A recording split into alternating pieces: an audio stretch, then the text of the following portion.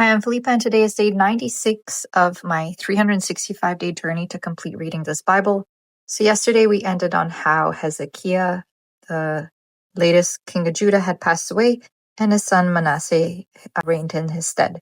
Now Manasseh says, very evil, and he worshipped all the bad things and idols, and disrespected the house of the Lord, and made all of the inhabitants of Jerusalem to do even worse than the heathen whom the Lord had destroyed before the children of Israel. He is then taken captive to Babylon, and he has an awakening there, and he prays to God to save him, and God does.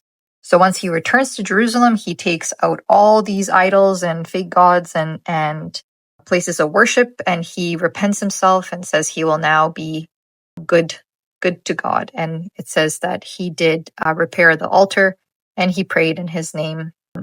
However, it does say that his prayer also, and how God was entreated of him, and all his sin and his trespass, and the places wherein he built high places and set up groves and graven images. Before he was humbled, behold, they are written among the sayings of the seers. So people have kept record of these sins, and he ends up passing away. And we have Ammon, the next king of Judah. He also does evil in the sight of the Lord, and he is killed by the servants who conspired against him. And then the people of the land kill all those that conspired against him. And now we're kind of back to square one and a fresh slate. And Josiah, his son, is the next king of Judah. Now he walks in the path or in the ways of David, his father, and respects God and wants to restore the temple, which he does. He places money towards it. And him and his people go towards the seer, the prophetess, and Huldah, the prophetess, the wife of Shallum, the son of Tikvath, the son of Hasrah, keeper of the wardrobe. And they speak to her, and she says, this is what your God says. And he says, I will bring evil upon this place. My wrath will not be quenched for everything that Israel has done against me, for all the people of Jerusalem that have done against me. But what I will do for you,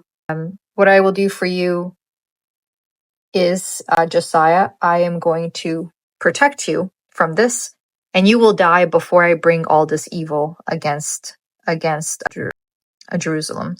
And so it's really interesting, but I wrote here, I said, how difficult and risky it must have been to be a prophet during that time, and very scary if you're hearing God's wrath. So it's scary for you hearing it, but then also it must have been terrifying that now you have to tell this wisdom and this word of God that came through him to you, to maybe like a king that will kill you for it, either to somebody seeking counsel or for you to have to go and share that news with somebody who doesn't want to hear it.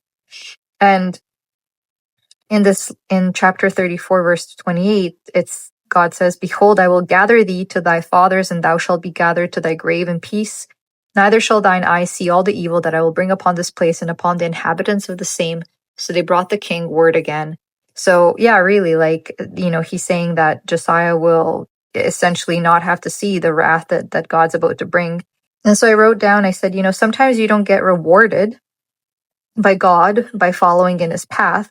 Not only is it the right thing to do and you shouldn't question it, but sometimes it just means that God protects you from things being even worse, or from you witnessing or experiencing the punishments that are coming down. So then in the house of the Lord, they find the book of commandments as written out, and they read it in front of all of the inhabitants of the nation, and they say, we will uphold all of these laws and everything that God had said, and everything that Moses wrote down for us.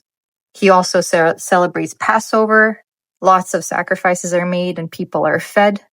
And then he ends up sinning, which leads to his death. Essentially, there is Necho, the king of Egypt, came up to fight against another nation, Carchemish by Euphrates, and Josiah decides to go against him.